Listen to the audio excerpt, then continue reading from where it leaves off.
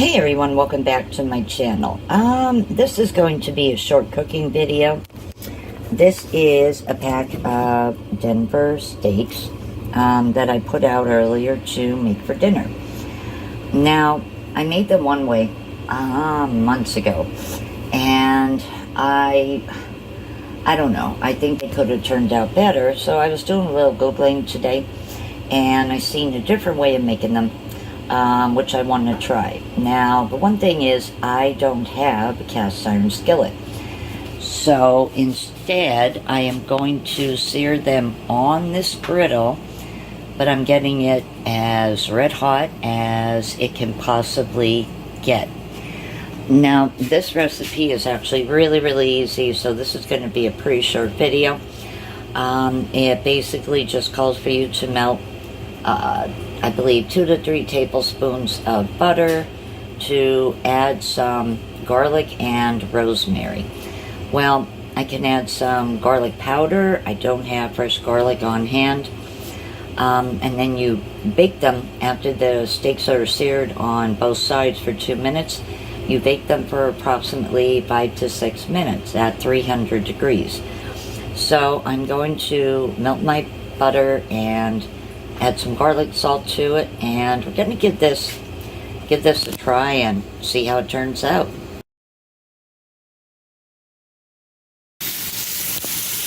Alright, so I have my timer set for 2 minutes. This recipe says to sear these steaks for 2 minutes on each side, and then you finish baking them for anywhere between 3 to 6 minutes, depending on the temperature you're going for. If you want it rare, medium, etc. So I'm thinking about going with, I want to say, medium, because that is still basically a juicy, pretty juicy steak. So I don't know, we'll see how this turns out, guys. Alright, so according to this recipe, it doesn't go by minutes in the oven, it goes by the temperature. And I'm shooting for between 140 and 150, and maybe at least 145, so it's medium. So I have the timer set for like 5 minutes. I'm going to check at about 2 minutes and see what it's doing at that point. Alright, so this is the thinnest steak that actually got done first. And I am going to be giving this one to Ronnie. I want to get his opinion on the butter garlic sauce that I basted it with prior to baking. And this was tricky for me. I'm not used to cooking by temperature instead of time. And so I timed it at a total of 12 minutes to get the inside medium with some juice, but not blood red. And it took a little bit of opening and closing the door and checking and having to add maybe a few minutes here and a few minutes there. But yeah, total time took me almost 12 minutes to get it where I wanted it. Now, these two, I cut them open to check the inside, are not blood red. They're a little bit pink. Which is the way I prefer it, more of a medium, but let me see how Ronnie likes his. So, what did I think of the steaks? They were good, but like Ronnie said, they could have been better. One of the things definitely is that a cast iron skillet probably really would have made a difference as far as like searing the meat prior to putting it in the oven. The butter sauce was amazing. That really was. Another issue that was giving me, you know, some trouble was baking it by temperature. Part of the problem is this oven is older and I can't see through the door. I have cleaned this door several times. I cannot get off a lot of the mess that's on that door.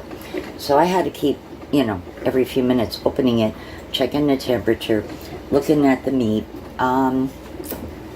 Yeah, so probably next time I get these Denver steaks, I'm probably just going to do them on grill. There's plenty of recipes online for, you know, marinades and things to do them on the grill.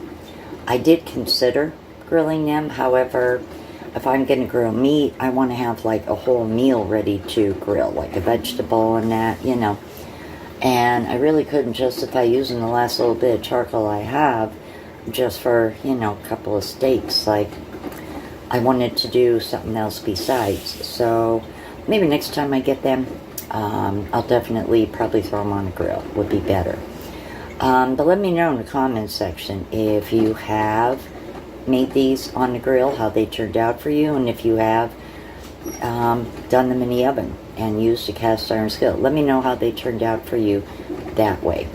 Like I said, using a griddle like I had instead of the cast iron skillet probably was a big thing too. Even though I had that really hot, it probably wasn't quite as hot as a cast iron skillet would have gotten. And so I think that was part of the problem. And then the other part of the problem, not being able to actually gauge the temperature the way I should have, just because of this oven and the door. Like I said, I had to keep opening it every few minutes and checking it. And with this oven, it took a total of 12 minutes for them to be at the temperature it was supposed to. Now, another issue I ran into with the one steak, the thickest one, was that even though it reached that temperature, there was still a lot of blood in that steak. So it wasn't medium, even though it hit that proper temperature. And I wound up actually having to bake that maybe 2 minutes longer than the rest to, yeah, cook it a little bit more. It was too bloody. So yeah, it didn't quite turn out for me the way I thought it would, but if you have made them like that in the past, let me know how they turned out for you guys. So if you like this video, please give it a big thumbs up. If you haven't already, hit my subscribe button. Please hit that bell for all so you are notified every time I upload new videos. Take care. I'll see you all real soon on my next one. Bye.